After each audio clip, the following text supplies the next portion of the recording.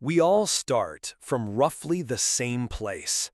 A place we think is the beginning, but is really just a moment of awakening. The moment you realize you want something, more than just to survive. Ambition, a goal, a dream. It doesn't really matter, because in the end, you're asking something from life. But life, my friend, is not an open bank account. It doesn't give anything away for free. But once, my friend, I remembered something.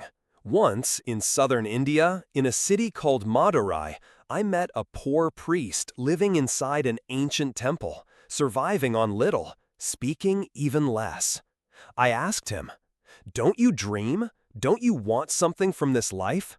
He laughed and said, "Those who understand how life works don't ask from it. They become something undeniable themselves." I pondered his answer for a long time. Today, I see you here, frustrated. You say life is standing in your way. Like you're walking toward a goal, and life comes with its rusty cart and blocks your path. You say, "My father doesn't support me.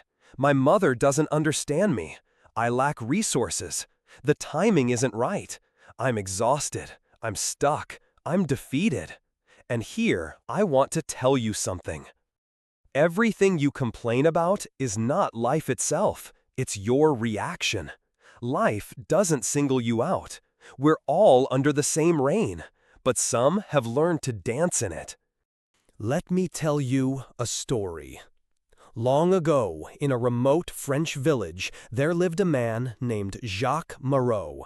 A simple carpenter, but his heart dreamed of becoming a writer. He wrote every night, hid his papers under his bed, and spent his mornings cutting wood. Years passed, his children grew up. His wife died. His house burned down in a harsh winter, and all his writings were lost. At 70, he rewrote his novel from memory and self-published it. Today, his name is taught in French literature universities, but no one tells you how many times life blocked him, how many times he rose from the rubble and wrote again. When was the last time you got up, even when everything seemed meaningless? Do you remember? Do you know how many times life blocked you to see if you were worthy? Do you know Viktor Frankl's book, Man's Search for Meaning? A Jewish man who lost his entire family in Nazi concentration camps, yet wrote one of the greatest works on human inner strength.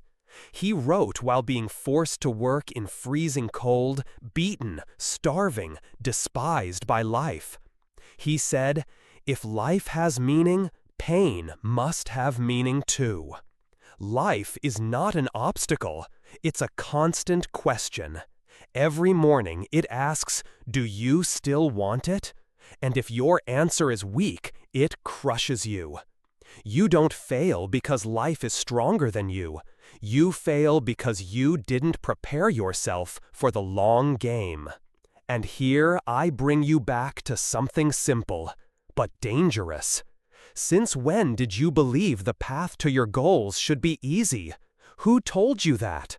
Was it motivational ads? Or videos with loud voices and drone shots over mountains? Or that YouTuber sitting on an island saying, "Quit your job, follow your passion"? All these are beautiful voices, but immature.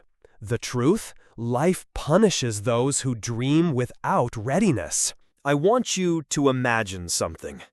Imagine you've built all your plans, and there's only one door in front of you. Life comes and closes that door.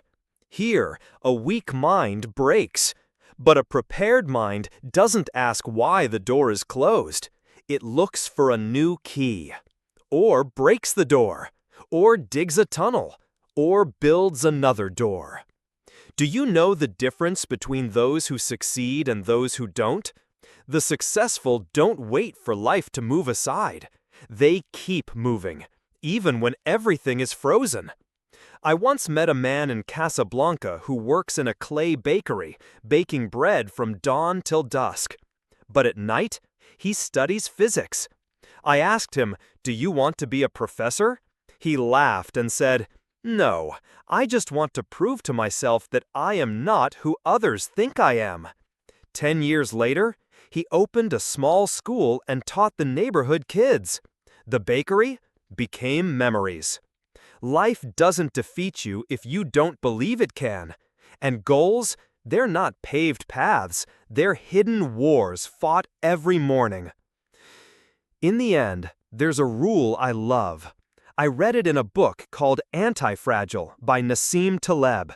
He says, "Some things don't just survive shocks, some resist them. But some get stronger the more they're hit. Be that thing.